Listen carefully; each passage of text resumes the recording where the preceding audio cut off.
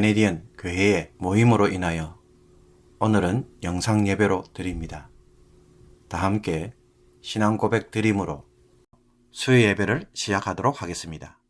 전능하사 천지를 만드신 하나님 아버지를 내가 믿사오며 그 외아들 우리 주 예수 그리스도를 믿사오니 이는 성령으로 잉태하사 동정녀 마리아에게 나시고 본디오 빌라도에게 고난을 받으사 십자가에 못 박혀 죽으시고 장사한 지 사흘 만에 죽은 자 가운데서 다시 살아나시며 하늘에 오르사 전능하신 하나님 우편에 앉아 계시다가 저리로서 산자와 죽은 자를 심판하러 오시리라. 성령을 믿사오며 거룩한 공예와 성도가 서로 교통하는 것과 죄를 사하여 주시는 것과 몸이 다시 사는 것과 영원히 사는 것을 믿사옵나이다. 아멘.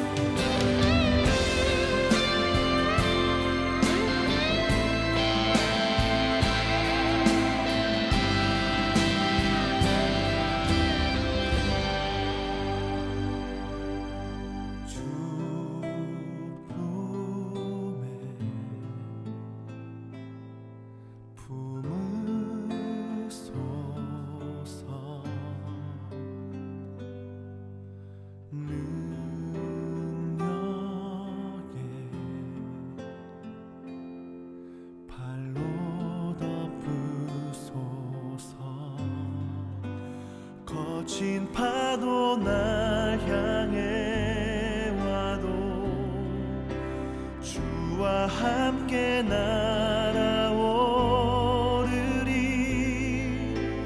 폭풍 가운데 나의 영혼 잠잠하게 주를 보리라.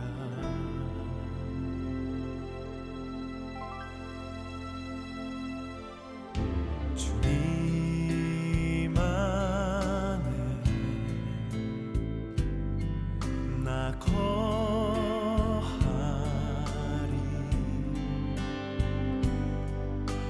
주 능력 나 잠잠히 믿네.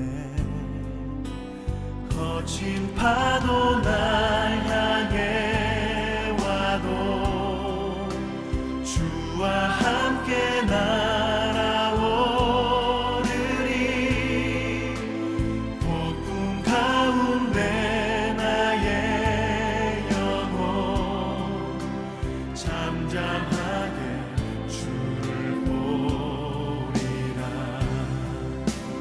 거친 파도 날 향해 와도 주와 함께 날아오르리. 폭풍 가운데 나의 영혼 잠잠하게 주를 보리라.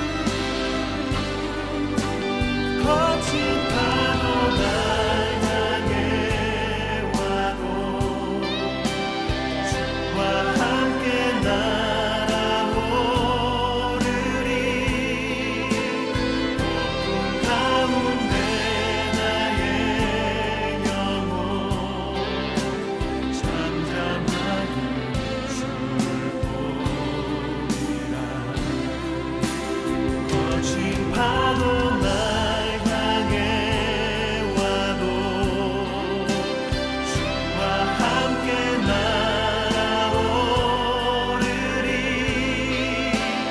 폭풍 가운데 나의 영혼 잠잠하게 줄 보이라.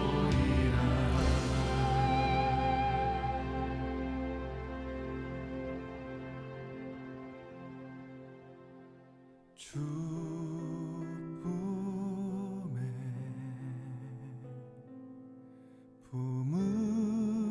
품으소서.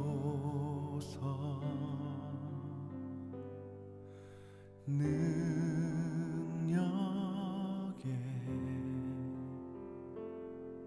발로 덮으소서. 거친 파도 날 향해 와도 주와 함께 날아오르리. 폭풍 가운데 나의 영혼 잠잠하게 주를 보리라.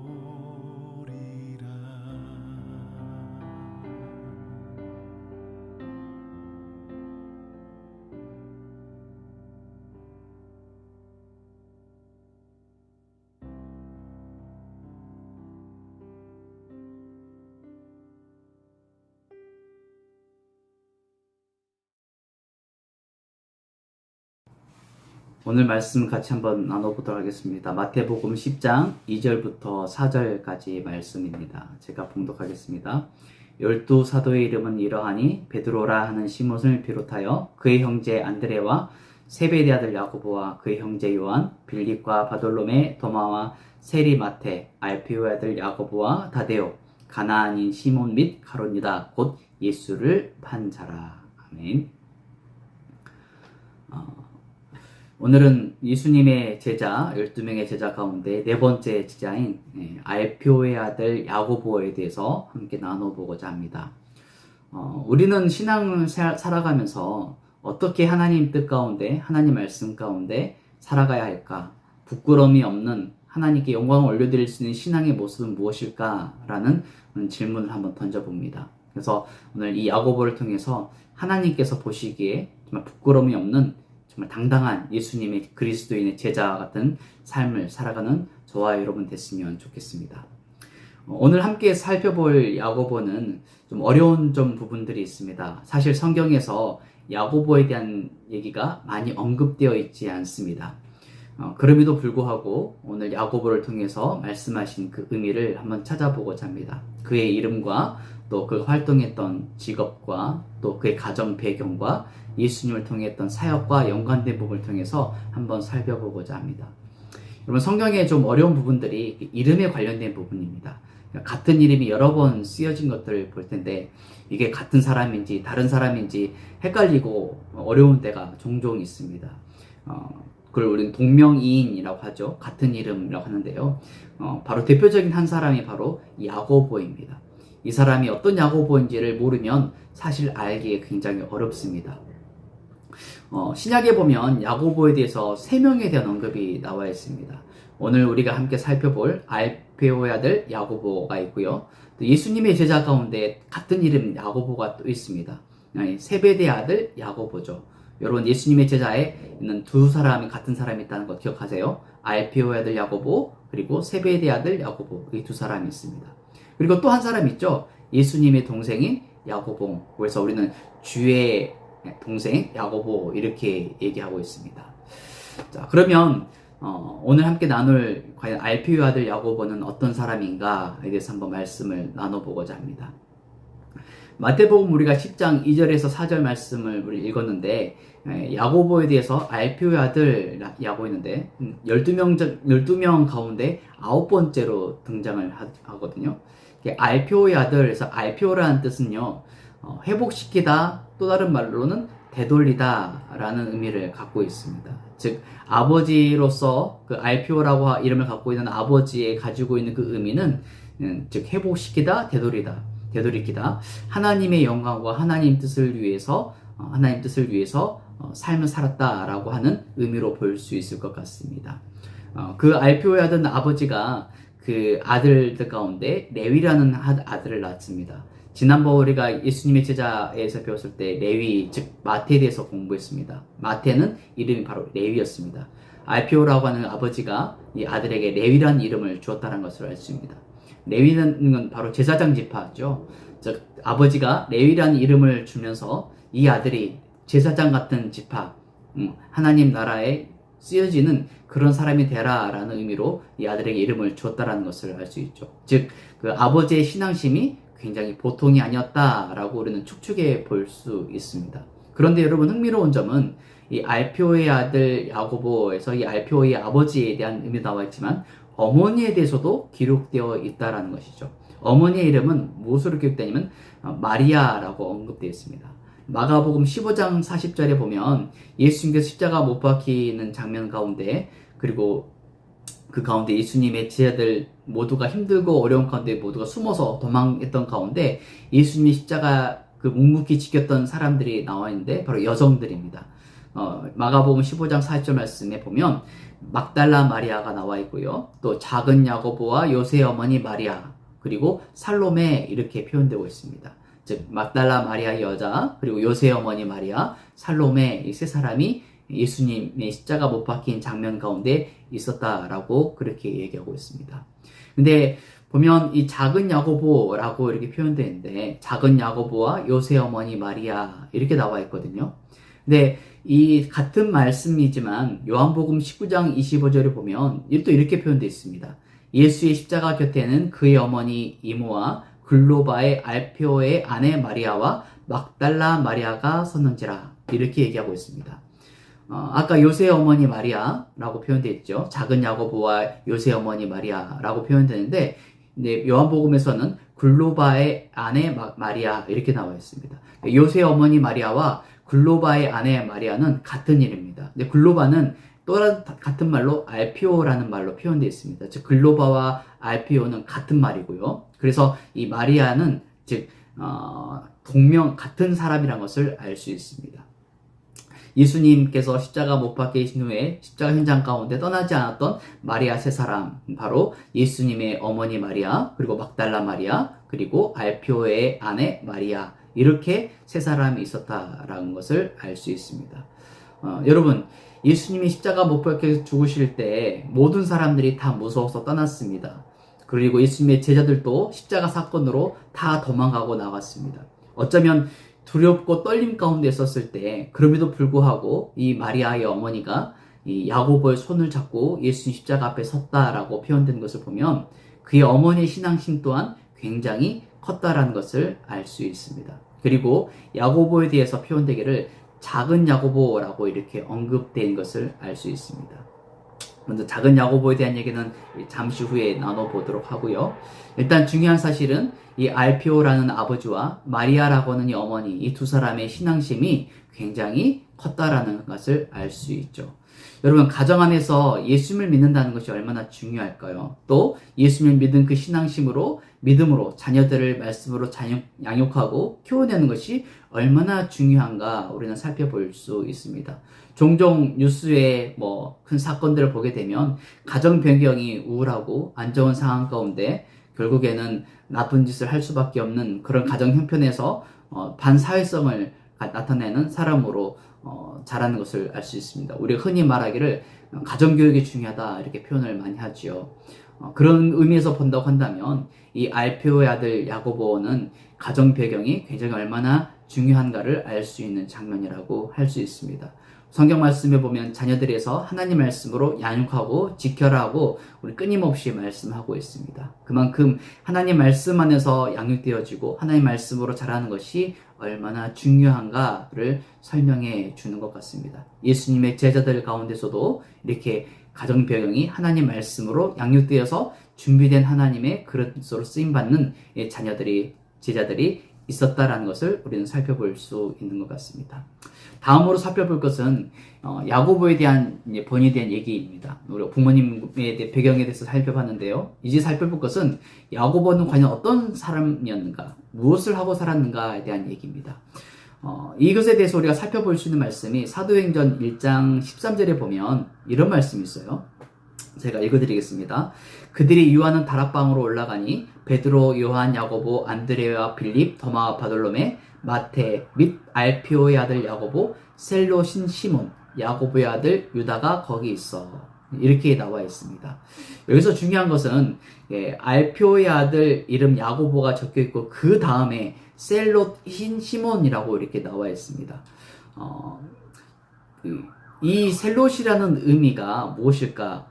마태복음 10장 우리가 아까 읽었던 마태복음 10장 2절에 보면 이 시몬이라는 사람에 대해서 가나안인 시몬이라고 나와 있습니다. 그래서 마태복음 10장 2절에 마치 퍼즐 같다라는 느낌을 드는데요. 왜냐하면 예수님께서 12사도들을 제자들을 부르시고 그 이름이 나열될 때 어떤 정해진 원칙이 있다라는 것입니다. 먼저 마태복음 2장 2절을 10장 2절을 우리 읽었던 말씀을 한번 살펴보면요. 베드로라는 시몬을 비롯하여 그 형제 안드레, 그리고 세베대 아들 야고보와 형제 요한, 그리고 빌립과 바돌로메, 도마와 세리마테, 알피오의 아들 야고보, 다데오, 가나안인 시몬 및 가룟 유다, 곧 예수를 판자라 이렇게 나와 있거든요. 먼저 수제자였던 베드로를 언급하고 그의 형제였던 안드레가 두 번째로 언급이 됩니다.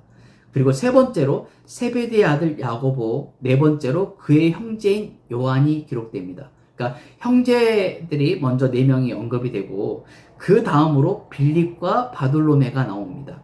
나중에도 공부하겠지만 이 바돌로메는요 빌립이 전도한 사람입니다. 그래서 이 두 사람이 같이 언급되는 것을 알 수 있고요. 그 다음으로 도마와 세리마테가 나옵니다. 아마도 도마와 세리마테는 매우 서로 친분이 있는 것으로 보여집니다. 그리고 마태의 형제인 알피오와 야고보가 그 다음으로 등장하죠.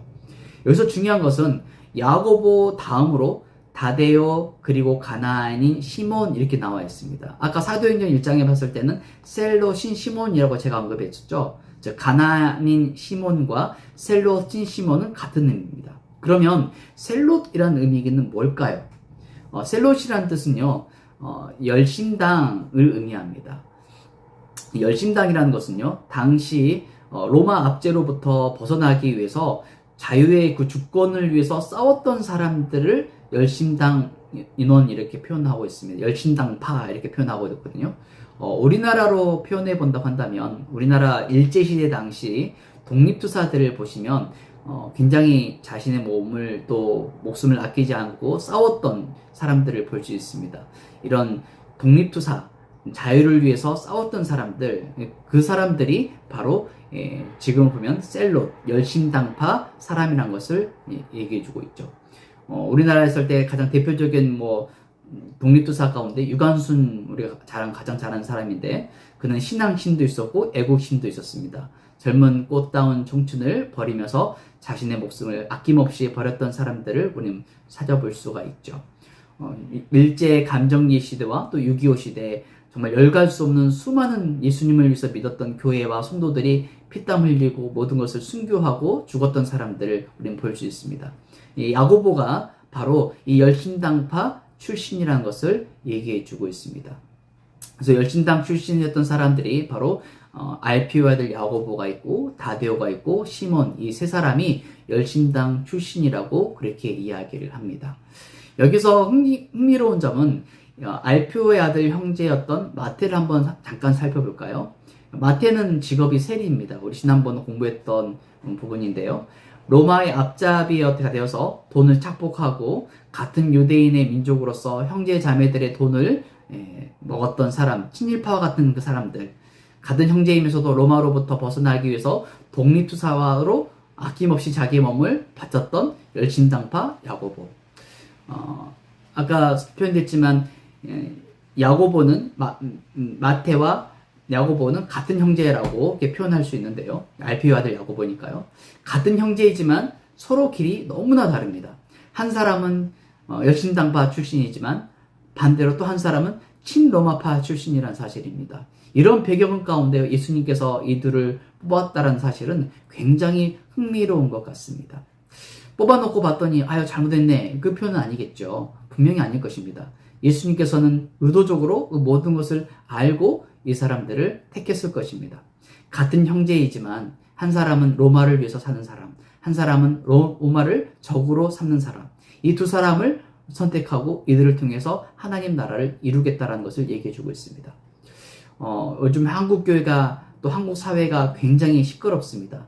여당과 야당이라는 양분화돼서 서로가 서로를 헐뜯고 굉장히 어려운 상황 가운데 있습니다. 야당이 맞냐 여당이 맞냐 하면서 굉장히 어려운 가운데 있습니다. 심지어 이 사회적인 이슈가 심지어 교회 안에서도 나타나는 것을 볼 수 있습니다. 목회자분들이 야당 출신 또 여당 또 출신 이런 자기가 색깔을 나타내는 어떤 당파를 나타내는 그런 목회자분들도 굉장히 많습니다. 여러분, 하나님 나라에서는 야당도 여당도 아닙니다. 바로 저는 예배당이 중요하다고 생각합니다. 예수님의 말씀으로 세워주는 것이 그 어느 것보다 더 중요하다라는 것이죠. 여러분, 자유민주주의는 굉장히 중요합니다. 그러나 예수님이 없는 자유민주주의는 아무런 의미가 없습니다.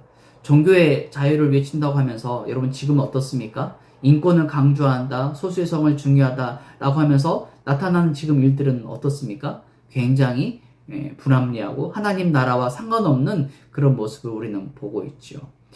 오래전에 제가 우리 교회, 한국 교회에 초기 기독교 당시 세워졌던 금산교회라는 곳이 있는데 제가 가본 적이 있었습니다. 그 교회를 가보게 되면 굉장히 독특한 정면을 보게 되는데 그 교회 건물이 기역자 모양으로 되어 있습니다. 당시 유교적 사상으로 인해서 남녀 구별이 굉장히 심했었기 때문에 목사님이 설교하실 때 가운데 설교하시면 한쪽 편에는 여성들, 한쪽 편에는 남성들 이렇게 교회가 남자와 여자로 나뉘어서 예배를 드렸다라고 그렇게 보여주고 있습니다. 남남유별이라고 하는 유교적인 사고방식이 있었던 당시 시대적인 산물이죠. 다만 문제는 그런 당시가 그런 어려운 상황 가운데서도 여전히 교회 가운데는 은혜가 있었다라는 사실입니다. 교회 안에는요, 야당도 좋고요, 여당도 좋습니다. 예수님은 이 레위와 그리고 알페오의 아들 또 야고보 이 두 사람을 품으면서 우리가 보여주고 있는 메시지는 무엇일까요? 모두가 다 예수님 안에 하나가 되어야 한다는 사실입니다. 서로 네 탓, 내 탓 하는 것이 아닙니다. 함께 하는 것이 중요합니다. 누구의 이름을요? 예수님의 이름으로 하나가 되는 것입니다. 교회는 공동체라는 사실을 여러분 잊어서는 안 됩니다. 내가 없으면 공동체는 이루어지지 않습니다. 나 한 사람이 그래서 중요한 것입니다. 온 천하보다 한 영혼이 귀하다. 여러분 왜 그렇겠습니까? 그 한 영혼이 바로 하나님께서 맡겨주신 한 공동체의 인원이기 때문입니다. 야고보를 연구하면서 우리에게 보여주고 있는 중요한 메시지는 공동체에 대한 중요성입니다.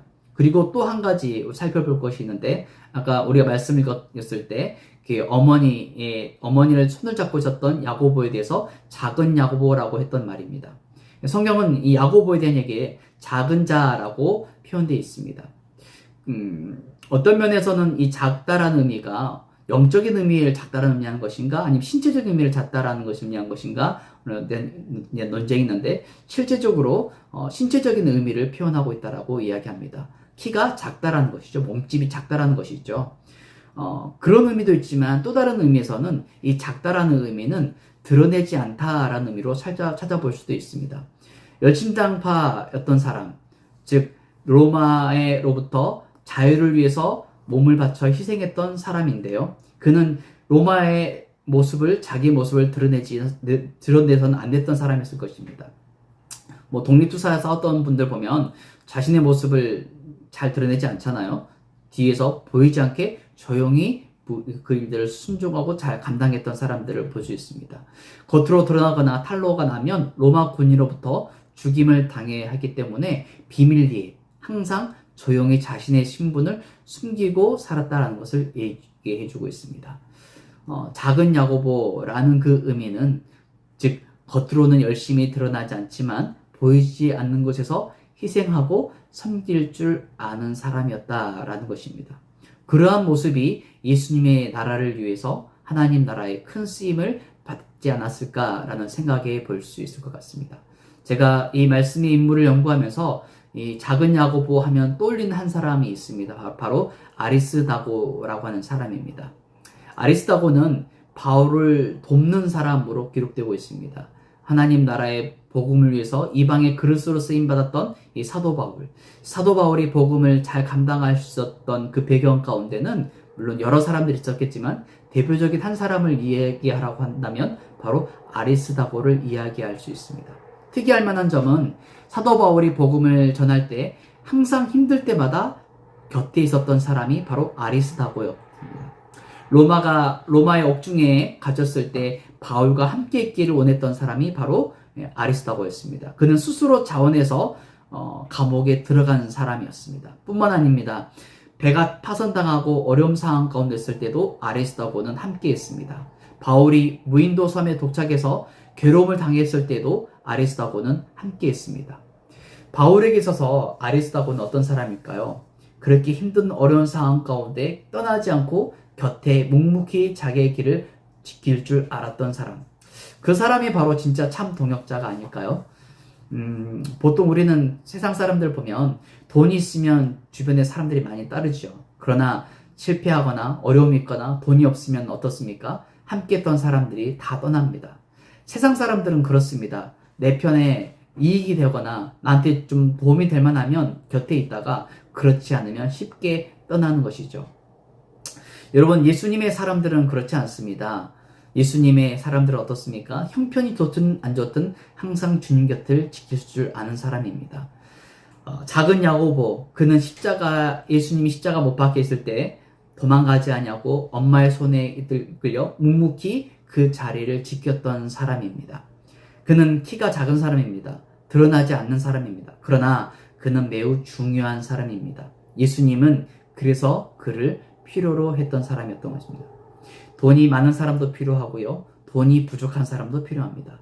사랑을 받을 사람도 필요하고요. 용서를 받을 사람도 필요합니다. 예수님에게서는 불필요한 사람이 없습니다. 그런 의미에서 야고보는 누구보다 예수님의 필요했던 사람이었습니다. 이제 야고보의 삶의 마지막 이야기에 대해서 한번 나눠보고자 합니다. 예수님의 제자들은 모두 순교를 당했다라고 이야기합니다. 야고보 또한 순교했다라고 이야기하고 있는데 성경에는 잘 기록되어 있지 않습니다. 다만 역사가인 유세비우스의 자료에 의하면 알피오의 아들 야고보에 대해서 이렇게 기록되고 있습니다. 그는 제일 미남이었다, 이렇게 말합니다. 그는 화려하였고 남들에게 가장 이목받기 좋은 자였지만 예수님을 만나면서 주님께 영광을 드리기 위해서 평생 자신을 숨겼던 사람이다, 이렇게 기록되고 있습니다. 또 유세비우스의 기록에 의하면 그가 죽은 순교의 장면에 대해서 기록되고 있는데 지금 현재 시리아라는 지역에서 전도를 하고 그곳에 교회를 세웠다라고 기록하고 있습니다. 나중에 본 예루살렘으로 돌아왔는데 유대인들에서 복음을 전하다가 돌에 맞았다라고 이야기합니다. 돌에 맞아 죽어갈 즈음에 어떤 사람이 톱을 가지고 와서 그의 몸을 반으로 잘랐다라고 기록되기도 합니다. 그의 몸은 처음에 예루살렘에 묻혔다가 그 유해가 나중에 로마의 콘스탄티노플에 옮겨집니다. 그리고 그 교회를 세우는데 그 교회 이름을 성 야고보 교회라고 옮겼다가 나중에 또 이름을 바꾸는데 거룩한 사도의 교회라고 바뀌었다고 그렇게 역사가에 기록이 되고 있습니다. 이제 말씀의 결론을 내려보겠습니다. 야고보를 통해서 우리에게 주고 있는 교훈의 의미는 무엇일까요? 저는 크게 두 가지 의미로 한번 나눠보고 싶습니다. 첫 번째는 작은 자가 되어야 한다라는 의미입니다. 아까 말씀에서 작은 야고보라는 표현이 있는데 이 작다라는 의미를 가지고 한번 말씀을 나눠보고자 합니다. 지극히 작은 자에게 충성한 자는 하나님께서 큰 것도 맡기겠다라고 말씀을 하고 있습니다. 아무것도 아닌 것을, 작은 것을 큰 것으로 여기고 그것을 감당할 수 있는 사람, 하나님은 그런 사람들을 기억하시고 반드시 갚아주십니다. 예배당에 떨어진 작은 휴지 조각, 다른 사람 눈에 보이지 않을지라도 그 작은 것을 치울 줄 아는 사람, 주님께서는 그 손길을 기뻐하신다는 것이죠. 또 눈에 보이지 않는 주방에서, 또 화장실에서 여러 가지 많은 자기 일들에 주어진 그 일들을 온전히 감당할 줄 아는 사람들, 골방에서 기도할 줄 아는 사람들, 남이 보이지 않는 그곳에서 주님 나라를 위해서 묵묵히 헌신할 줄 아는 사람들, 이름 없이 빛도 없이 주의를 감당할 수 있었던 사람들, 이런 사람들이 바로 작은 야고보와 같은 사람이라는 것입니다. 여러분, 교회에는 드러내는 자리, 베드로와 같이 앞에서 이끌어가는 사람들이 필요하지만 묵묵히 보이지 않는 자리에서 자기의 일을 온전히 감당할 수 있는 성도들도 필요합니다.